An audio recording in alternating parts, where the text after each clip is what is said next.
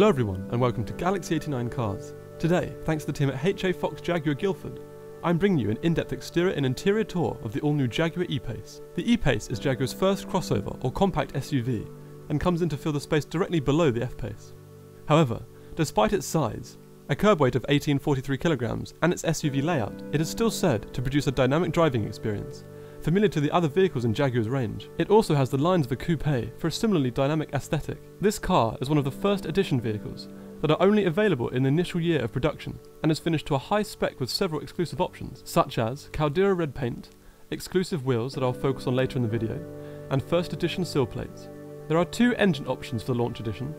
The first is a 2-litre 4-cylinder turbocharged diesel that produces 180 PS with a top speed of 127 miles per hour and a 0 to 62 miles per hour or 100 km per hour time of 8.7 seconds. The second engine is a detuned version of that found in the new F-Type, a 2-litre 4-cylinder turbocharged petrol engine that produces 249 PS, a top speed of 143 miles per hour and a 0 to 62 miles per hour or 100 km per hour time of 6.6 seconds. However, the complete E-Pace engine range starts with a 150 PS turbo diesel and ends with a 300 PS petrol turbo with a max speed of 151 miles per hour and acceleration of 5.9 seconds. Both are coupled to an automatic transmission that I'll focus on later in the video and have a 4-wheel drive system with drive torque that divides torque appropriately across front and rear axles. This specific car has a 180 PS turbo diesel and at the rear are two single exiting exhaust outlets. These can be spec'd in one of two finishes. Unfortunately, I wasn't able to get an exhaust clip. The car sits on 20-inch split-spoke satin grey, diamond-turned wheels and standard brake discs front and rear. Now I've finished the model overview, we can start the exterior tour from front to back. The most noticeable structures at the front are the 4 air intake areas. The bottom intake is underlined by a rubber-covered bumper. On either sides and slightly below are small LED fog lights with parking sensors just above. Above is the large gaping feline mouth with the radiator and presumably intercooler behind. The Jaguar emblem is found centrally, with R Dynamic on the left side. Below there are more lateral intakes with slight canards built in at the side to direct airflow. Above, the lights have the signature J daytime running light along the edge, and on this model, auto high beam assist, although fully adaptive lights are available.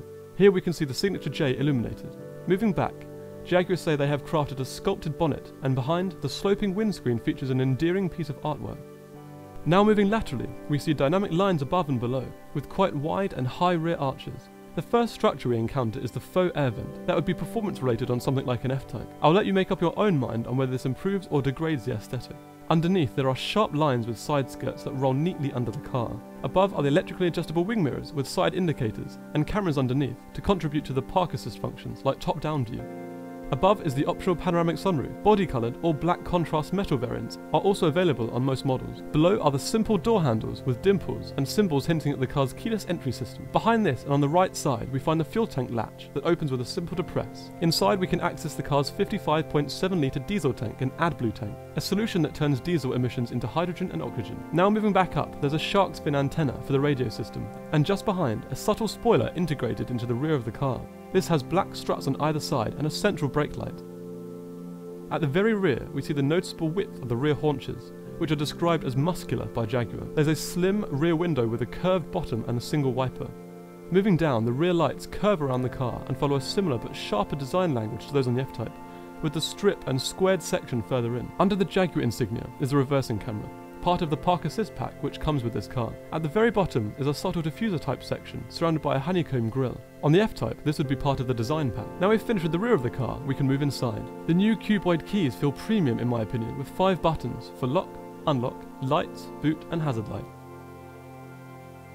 With the key in my pocket, the keyless entry system allows me to enter easily. The interior here is finished in ebony Windsor leather with flame red contrast stitching and aluminium inlays.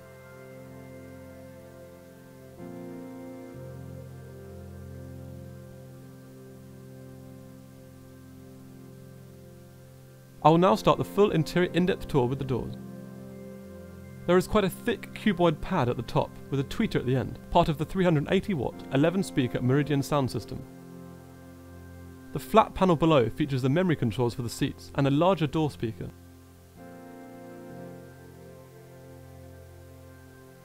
There is a comfortable leather armrest below with prominent contrast stitching, with the electric window and external mirror controls, with the aluminium door handle and speaker above and aluminium casing below. There's another speaker underneath with quite a large, rugged storage compartment.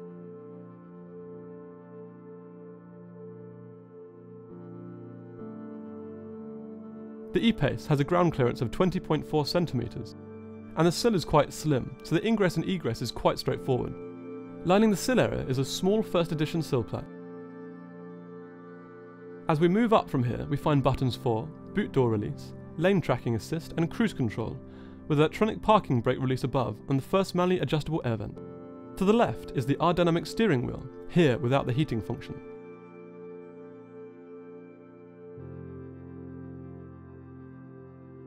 It is upholstered in a soft leather, with the buttons on the left controlling trip and cool functions, and those on the right for cruise control.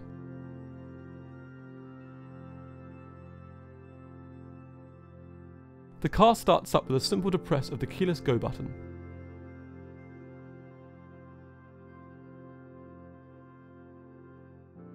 The display ahead is broken into 3 sections, from left to right, speedo in miles per hour, central digital display, and rev counter on the right.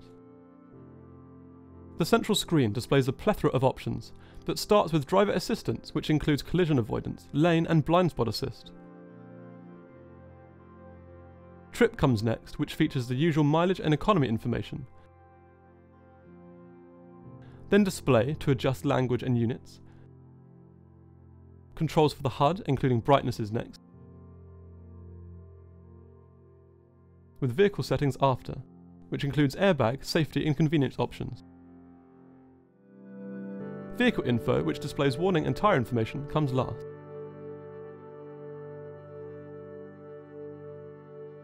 As previously mentioned, this screen is navigated through using the directional pad to the left.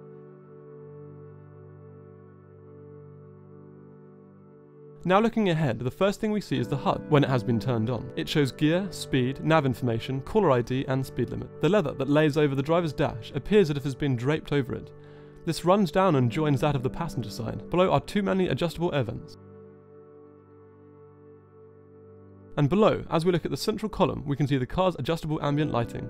The new 10-inch touchscreen offers Touch Pro software that enables the user to configure which 4 home screens they want. Unfortunately, the battery of this E-Pace was too low to film the new screen. Please watch my 2017 F-Type video for more information on this new setup. Below we find the hazard light button, volume and display on-off button, and ventilation controls. The large dual zone climate control sits below. They can be used separately to independently adjust the driver and passenger zones. Underneath is a small storage area with the car's first 12-volt socket. Next we find 4 controls: cruise control, stop-start, traction control, and the Jaguar drive control select. Here we can move between bad weather mode, eco, comfort, and finally dynamic, where the dash and ambient lighting turns from a mellow blue to a more intense red. Now moving to transmission. This model has the new 9-speed automatic transmission that can also be used for manual shifting here and at the paddles behind the wheel. There is also a 6-speed manual option. Behind is a central storage area. The rear portion opens up to reveal a deep storage compartment with USB, aux, and a second 12-volt socket. The front section, which is actually 2 concealed cup holders, also pulls out to provide enhanced storage capabilities.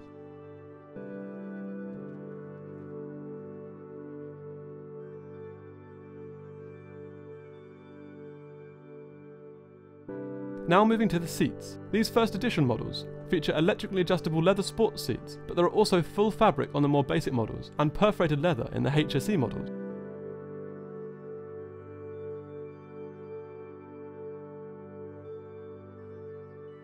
Movement controls can be found to the side. Now moving into the rear, the seats are upholstered in the same ebony Windsor and red contrast stitching with ambient lighting in the doors.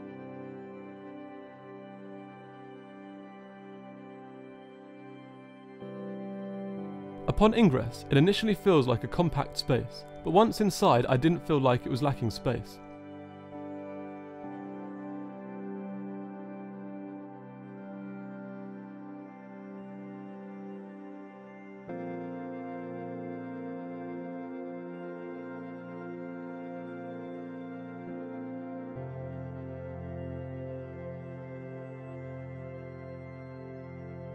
There's a central armrest that can be manually pulled down with integrated cup holders.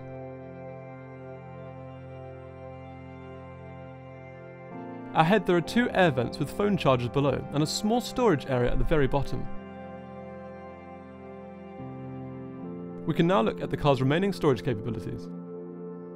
Back in the front, there's a well-sized illuminated glove compartment.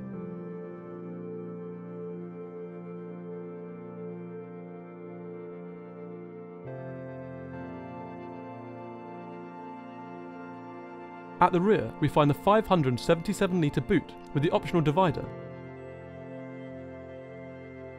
Taking a closer look, there are small alcoves on either side with netting to the right.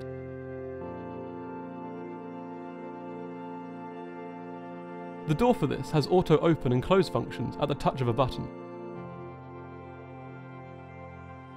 Now moving back inside briefly, we can take a look at the final features.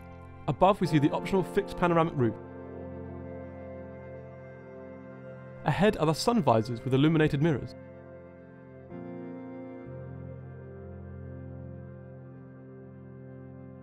Centrally there's a sunglass case with reading lights and SOS beacon.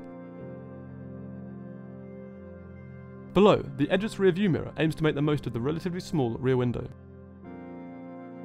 So that concludes my in-depth exterior and interior tour of the all-new Jaguar E-Pace. Thanks again to H.A.Fox Jaguar Guildford for the opportunity. All their contact details are in the description of the video. Please subscribe for the latest content, and until next time, thanks for watching.